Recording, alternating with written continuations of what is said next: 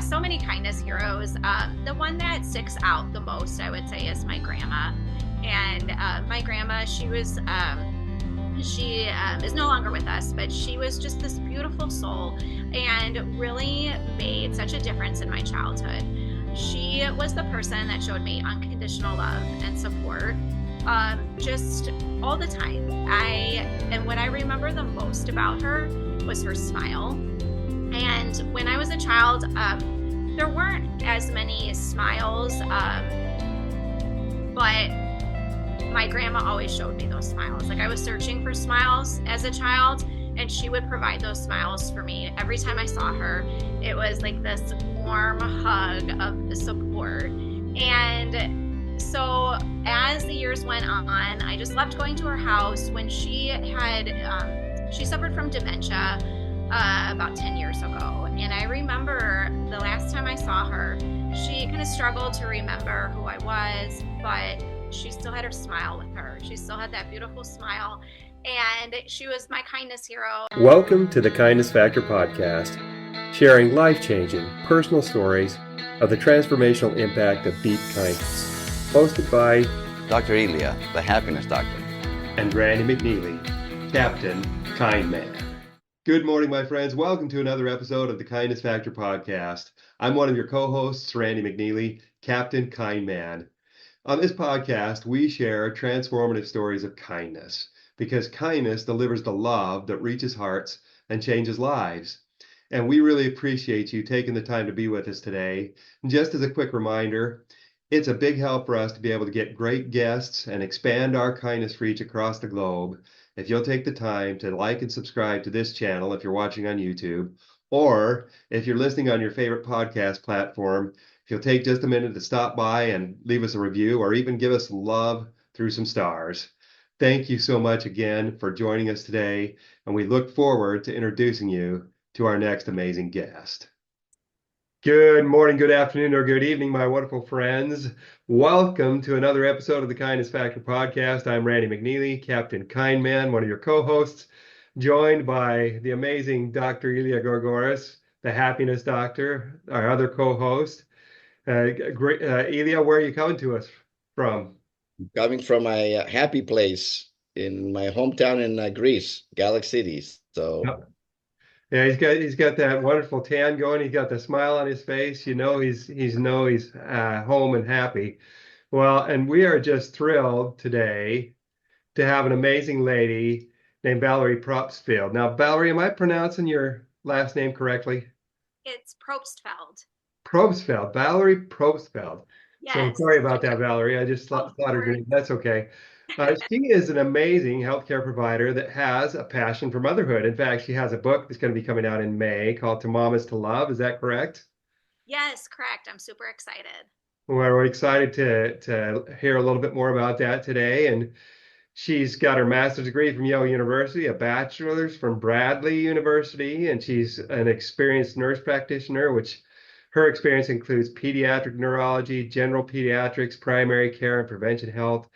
A lot more we could tell you about Valerie, but you know what? I think you guys would rather hear from her than us. So we're just going to turn the time over to Valerie for just a minute. Valerie, tell us a little about yourself and why you're passionate about being a mother. Oh, well, thank you so much for having me, Randy and Dr. Elia. I really appreciate it. I love your podcast, and I am so passionate about motherhood because once I became a mom, I really experienced a paradigm shift in myself. Like, I thought I was going to be this A-plus mom before becoming a mom. I studied for it. I knew what I was going to do. I was going to have all the control in the world. And within 10 minutes of my baby being born, my first baby being born, she was taken to the NICU, and I didn't study for that. I had absolutely no idea what I was doing. I had these emotions that I didn't know I was going to experience of like fear, anger, all sorts of things. And I had the control. It was an illusion. It was taken away so quickly. So I really, through the first couple of years of motherhood, felt like I needed to discover or rediscover like what is being a mom. And through writing, through journaling, I really discovered this whole mom as a verb thing of, I can control how I love as a verb, how I to mom. I can't necessarily control what my own expectations of a mom is or what society's expectations are, but I can control my verb. Merriam-Webster defines the verb to mother as to give birth or allow one to rise, to care for or protect. And if you think about all those things, what does all that? Which is love. Like love gives birth, love allows one to rise, care, and protect. And so if I focus on that, if I could do baby steps of love over fear, I feel like that's all I can control. And every day I work on that. Like my kids are now 9, 7, and 4. And some days are easier than others, some hours are easier than others, but I'm always working on something, embracing imperfection, having self-grace, and choosing love over fear when I can. And when I'm not, responding to that and just embracing the growth mindset. That is so beautifully said. You know that parenting has a way and a beautiful way of humbling each one of us who's a parent. You Yes. think you're ready, you think you know, you have no idea. And the humbling happens almost instantly as soon as you bring your first baby home or before even. So Absolutely. I mean, I nothing to really remind, appreciate you. yeah, that nothing to remind you about the fact that you don't have any control over it, than just seeing, those kind of things happen. Baby Yes. with the way to the NICU, baby taken and they're doing things. It's like, where is my baby? I just had my baby. What's going on? I can imagine what was going through your head as a mother. I mean, I Mhm. know our daughter was in the hospital with RSV, respiratory syncytial virus, and she was there for 4 days, and she's having a really hard time breathing. There was all kinds of stuff going on. They had to have her in an oxygen tent and other stuff like that, and you really don't have a lot of control, over what's going to happen there. You just have to hold on, and of course, I'm a religious guy, so we do a lot of praying and stuff like that, praying let our baby be okay, and so what you said is it really resonated with me, even though I'm not a mom. I'll never know quite what it's like to feel like being a mom or stuff like, but I know what it's like to be a dad, to be a parent. And so there's a lot of love and a lot of emotions to go into that. Now, you said something about focusing on love. Yes. And of course, at the Kindness Factor podcast, we believe kindness is love in action. Kindness is the way to activate that love, to ignite that love. And I want to ask you a question. Has there been a time in your life when someone, I'm sure there's been many times, but something that sticks out to you when someone stepped into the shoes of a kindness hero and extended you love in a way that impacted you and that still impacts you, that when you think about that experience, it just warms your heart? And do you have anything, experiences like that, something you'd like to share with our audience? Yeah, absolutely. Well, thank you so much. That's a great question. I mean, yeah, so many kindness heroes. The one that sticks out the most, I would say, is my grandma. And my grandma, she is no longer with us, but she was just this beautiful soul and really made such a difference in my childhood. She was the person that showed me unconditional love and support, just all the time. And what I remember the most about her was her smile. And when I was a child, there weren't as many smiles, but my grandma always showed me those smiles. Like I was searching for smiles as a child, and she would provide those smiles for me. Every time I saw her, it was like this warm hug of support. And so as the years went on, I just loved going to her house. When she suffered from dementia about 10 years ago. And I remember the last time I saw her, she kind of struggled to remember who I was, but she still had her smile with her. She still had that beautiful smile. And she was my kindness hero. And I bring her up because when I think about generational legacies, when I think about love, I think about my grandma with my own kids, and I think about the power of a smile and how it truly can make a difference. Studies can debate, like, does a smile, can you trick your brain into feeling better if you're smiling? Yes.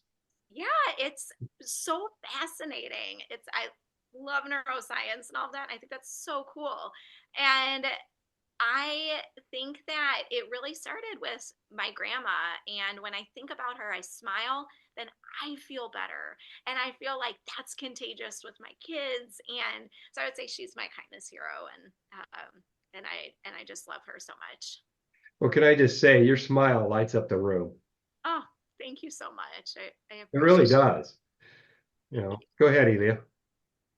Well, I was going to say, you've had me on your podcast as a guest, and I've gotten to know you, Valerie. And ladies and gentlemen, this lady has a heart of gold. It's so big, as big as her smile.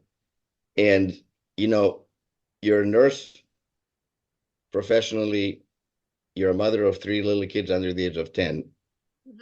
And I'm sure this relates to a lot of working moms or parents, but our audience have obviously a lot of women in our audience. How do you balance those two and at the same time practice kindness and compassion towards yourself? Because I know how busy you are.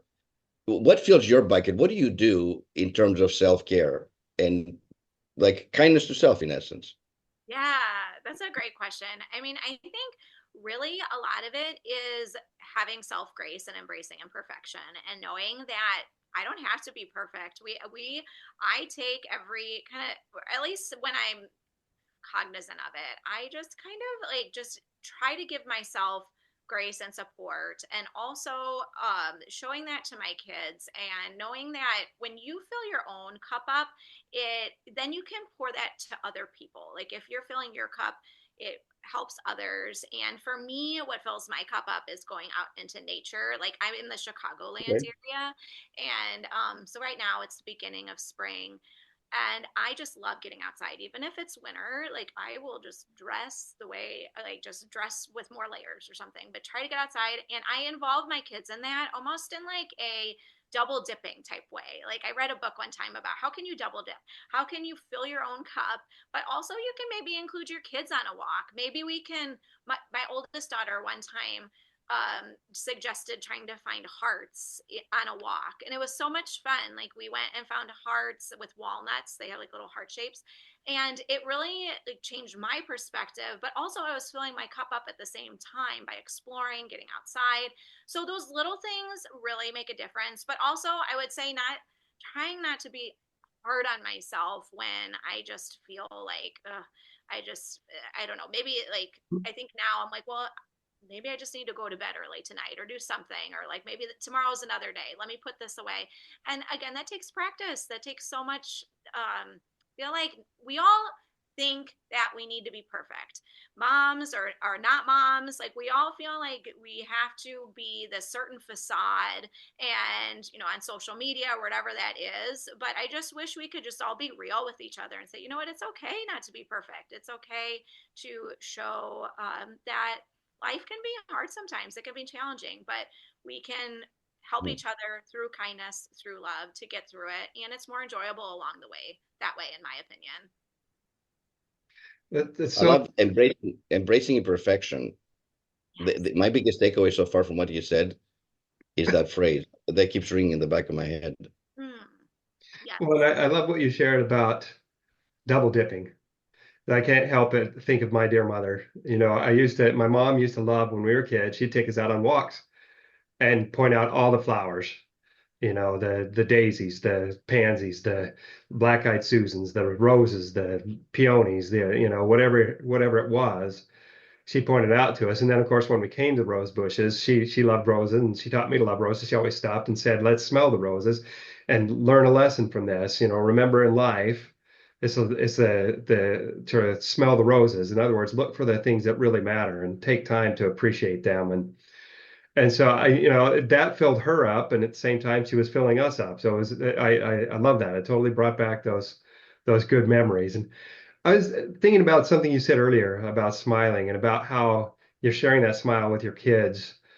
And isn't it amazing how the smile of your grandmother, what you're doing, you're passing on generational kindness. Her smile inspired you and fills you. When you think about her smile, you feel warm, you feel happy, you think about that. And your kids, I can guarantee you, you're obviously you're telling them about grandma and about her smile and about how it makes you feel. And when they think back later on, they're going to think of mom, her smile. Our last, we talked to Kevin Rowe. In fact, his podcast is going to be released today, which I love is, that. we talked to him a couple of weeks ago, and he told us about the and yet experience, where he'd had a car accident and there was all these other things that had been going on, and yet he was standing there and he thinking about these things. Then he looks up at the sky and he thought the words and yet came to him. And the meaning was, and yet in the midst of all these challenges, you've still got the beauty of the sky, you've still got the beauties of nature around you, you've got all these wonderful things around you, and your kids are going to be able to, at least in my thinking, later on, when they're going through a tough time, they can have an and yet experience just by thinking about your smile and your grandmother's smile. And yet I've got mom's smile to buoy me up and to cheer me on. Hello, my wonderful friends. If you could step into the shoes of a kindness hero today, would you want to? I believe that most of you would, and here's an easy way to do that.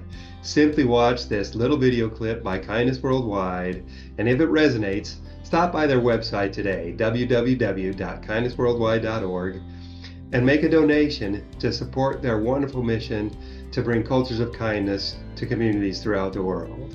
And then feel free to share it with your friends and family. Thank you for your support. When a wallet was returned just moments after it was lost, a purpose was found. This one act of kindness inspired the formation of the nonprofit Kindness Worldwide to create a culture of kindness in communities throughout the world. Kindness Week Worldwide mobilized the entire community in York, Pennsylvania, featuring initiatives and playbook programs including blood drives, kindness cards, K-12 and college students embracing kindness, and an innovative means of community policing, kindness citations. If something so magical can happen in York, Pennsylvania, the same and other inspirations can happen anywhere and everywhere. Our Screen Scenes initiative featuring the Kindness Factor will showcase these many stories of kindness. Let's include your community among them. Kindness is the heartbeat of the world. Together, with your support, we can make all its hearts beat as one. I love that, Randy. And I'm going to take it a step further because as you were talking to me, I had this vision of Valerie's grandkids decades from now being on some kind of podcast and being asked about who was your kindness hero. And they're like, my grandma Valerie always had a smile. It's the same thing you said, the best smile. That's generational, that's real legacy, right? I envisioned you, not Randy talked about your kids. I'm talking about your grandkids who have yet to be born, because the warmth of a smile, no matter how bad your day is, how difficult your day is. First of all, it's free. It doesn't cost anything. It's so quick and easy to give, but it has lasting impact. Your grandma got, towards the end of her life wasn't easy when you get Alzheimer's, dementia, and so on. And she's no longer here with you. And yet, when you talk about her, you break into a unconscious smile. You're smiling as you're telling about that story, thinking about it. And my prediction is your kids, just like Randy said, and your grandkids will do the same thing, thinking about you. So keep smiling. Yeah. I love that. And that's so special to me, you guys. Like I truly appreciate that, because so much of what I do, I mean, a lot of it started in the NICU, like I had said, but also I strive to be a transition person with generational legacies, and my grandma is the person that I strive to be. And because there's the story of the monarch butterfly, and with my book that's coming out, I have like butterflies on the cover, and I just love it for so many reasons, with like transformation and stuff, but also because of the way they travel, where one butterfly will travel down to the south, and then going back up north, they travel in generations. And I feel like I'm kind of this migratory generation where I'm doing something different and I'm going to do grandma's smile. Like, I don't want to do, because a lot of what I experienced, not with grandma, but in other parts of my childhood, was yelling, was angry faces. And I want to do the smiling. I want to do the smiling journey. And I want that to be my generational legacy. And so, grandma on her grave, it says mother. That's all it says on her grave. And so Wow. I think it's just so beautiful, and it truly, like, she is my kindness hero, and so I'm like tearing up a bit just thinking about her, because she's just such a beautiful person. And I think there's so much power. Like, I don't remember who had said this, like, it comes to my mind, but there was a lecture I was listening to about someone doing arm wrestling, and they said, think about something that makes you mad or you're frustrated, and do an arm wrestle. And they were doing it with someone where they weren't able to win, like this arm wrestle. But then they said, think about someone you love, and then do the arm wrestle, and they were able to win that one. So it's just like such an Interesting. amazing, like, kindness, truly love, kindness. That is what matters. Smiling, all those things. Like, I think sometimes people can say, oh, that's fluff, that's weakness, but it truly is strength. And that is like so much of my mission, to spread the power of that. And thank you for what you guys are doing with all of that as well. Well, Thank you, Valerie. thank you very much, Valerie. Thank you for your kind words. You know, it's interesting to me to sit and think about, you know, what we've been talking about, generational kindness and the impact that one generation can have on the next. And, you know, I listened to a speech recently given by, you know, I'm a big, a big BYU football fan. I graduated from BYU, and I really am impressed with their coach, Kalani Sitake. He's a good man who yes, he's all about winning, but at the same time, he is doing everything he can to promote a culture of kindness, caring, and love within his team, within his sphere of influence, and everything he's doing. And he talked in there about how, you know, generational love can make a difference. He talked about how his experience as a child, going through his parents through a divorce, they're moving to various places, him having to try to figure out what was going on, him feeling lost, and he talked about how in the middle of all that, he was the only thing that kept him going is he was a big BYU football fan. He loved their football team, and he wanted to play for BYU football, which he eventually did. But the BYU football team came to the school where he was at, and he was sitting out by himself. He didn't want to participate in anything. He was sitting out by himself. And one of the players, who happened to be his favorite player, looked over at him and said, you know, invited him, said, you know, to come out and join us. And as soon as he, you know, verified that he was pointing at him, he's like, no, I'm not going to do that. No. So that player walked over to him, and he said he just sat there. He froze. He's like, what's he going to say to me? Why is he coming over to talk to me? Why does he? That player bent down and talked with him for a minute, and then he just put his arms around him and gave him a hug. And he said, I love you, and God loves you, and everything is going to be okay.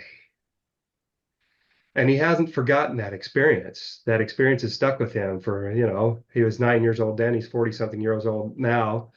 That experience is stuck through him. That feeling, it's that feeling of love. So I guess why I brought that up is because when you're talking about your grandmother and her smile and how that impacted you, there's a feeling of love that comes back into your heart. That feeling of love, that is the power of kindness. That is the power that kindness has to connect generations, because it delivers that powerful feeling of love. And we may not remember anything that anybody has said a long time ago. I had a great teacher when I was 3 years old, and I remember nothing that she said to me, but I was in primary at church. I remember feeling loved. I remember that love. So thank you for sharing the story of your grandmother, because it's just a great example of the power of generational love, the power that it has over our hearts. She's left her fingerprints indelibly on your soul, on your heart, and you're doing the same thing, turning around with to Mamas to Love and to working with your kids. So that's a beautiful thing. Goodness gracious, Elia, look at the time. I see the time. So, Valerie, a couple of things before we go to the last question. is it's beautiful that you and us now collectively and our audience too is keeping your grandma's legacy. I know she's no longer on this earth, but keeping her legacy alive. I love the fact that you're talking about her, and I don't know your grandma personally, but I think I know her a little bit through your smile. I think that's the connection. The last question we want to ask you is, what are your three pearls of wisdom? Philosophies about life, about kindness, about love, of family, and so on. What are the things that really motivate you, or words to live by, that make you successful? Three things. Three Three things. things. Okay. Did I say one? Yeah, three things. Okay. Randy, up the ante. Okay. That's great. Well, thank you so much. Truly, truly appreciate it. Very special to me to talk about all these things. And I would say, for me, like I talk a lot about mental back roads and highways, where I talk, not really even at first didn't talk about it. I just tried to practice it. Like when you're frustrated or you're anxious or you're upset, you have sometimes an habitual response. I know for me, like say we're running late, I like just have a habit to want to yell, to want to get upset, and it's that reaction. And Viktor Frankl says, between stimulus and response, there is a space, and within that space lies our growth and our freedom. And so I try to lengthen my space between reaction and response. And when I catch myself in that, oh, I'm getting frustrated right now, let me think, like of my grandma and react, or I'm sorry, and respond, and stop Respond. Yeah. reacting and respond. And so there's multiple ways I can do that, but I call them like mental back roads. And I have a couple, but I could think of like my top three that I use a lot. Going back to your three things of, kindness, that can be a mental back road in itself, gratitude, and mindfulness. So like I can pause, I can take that space. And if we're running late and I'm frustrated, I can say, you know what, I'm thankful that I have three kids that like they're not, they're going like in multiple directions right now. We're running late, but I'm going to miss this someday. And I'm grateful for this right now. Or I can do mindfulness and say, kind of similar of just like being in the moment, like experiencing what does my son want to show me right now? What is he playing with? Let me just pause for a moment and really see what it is that he's trying to show me of this dinosaur or whatever. And then kindness of, just thinking, James Clear, or I read it in that Atomic Habits book of, changing the wording of I have to I get to. And I think that really helps me, like when I feel like, how can I be kind? And kindness can either be to myself or to others, but, kind of switching that mindset of I get to right now, I get to do this. And all those type of things kind of lengthen that space and help me respond in a different way. So I would say, I don't know if that answers your question, but like those are like the top three that I would do that I try to work on. And I'm not an expert in it by any means, but I at least try to do it in real time, and I like to share with others so we can be accountable to each other. And how am I being grateful today, or how can I be more mindful today? And let's talk about it. And so anyway, that's kind of what I do with my days, at least right now. You know what's really impressive about what you just said now, and it's the word perspective. When you said that, I know the time will come, it's going to be different. The three little kids may cause you to be late for some appointment to go to somewhere because they're running around with high energy all over the place. But you're totally right. And the fact that you have that perspective now, the time will come, because at some point those three kids are going to become teenagers, they're going to be doing their own thing, they're going to graduate from high school, then it's going to be from 3 to 2 to 1 to empty nest. And it's beautiful that you have that perspective now. And I remember I was just hearing a talk when our kids were young, and my wife wanted the house to be kind of somewhat perfect, and it was a mess. We have boys just crazy running around. And we heard this talk that said, you know what, it's okay that it's a mess. There will come a time when your house will be, every sock will be picked up and every shoe will be in the closet and everything will be right. And there'll be silence because there'll be no kids left in the home. So enjoy the noise and, extend your response, even if it means you're going to be 5 or 10 minutes late to some appointment, because the most important thing is that the kids know that you love them and you keep smiling and supporting them. What's the best way for our audience to follow you, to DM you if they need to? What's the best way to get a hold of you? Yeah, the best Well, way to connect. thank you To so connect. Yeah, thank you. Yeah, thank you so much. Truly appreciate being on the show with you guys. Love your show. And I would say the best way to get in touch with me is to go to my website, tomomistolove.com. You can access my podcast there, as well as I have my upcoming book. You can sign up to be notified when that is released in later May, as well as I'm on LinkedIn, Instagram, Facebook, TikTok, like all the social medias. But you can access everything through my webpage, twomamistolove.com. Thank you, Valerie, for being on our show. We really appreciate you. Yeah, thank Oh, you so much thank you for joining us today. Thank you to our audience for joining us today. And as always, we invite you as our audience to take just a couple of minutes to stop and think, what did I learn today? How is it applicable to me? What am I going to do about it? How am I going to go forth and put it into action? And as always, remember that with kindness, everybody. Everybody wins. absolutely. Thank you for joining us. Thank you Thank so you, much. Valerie. It's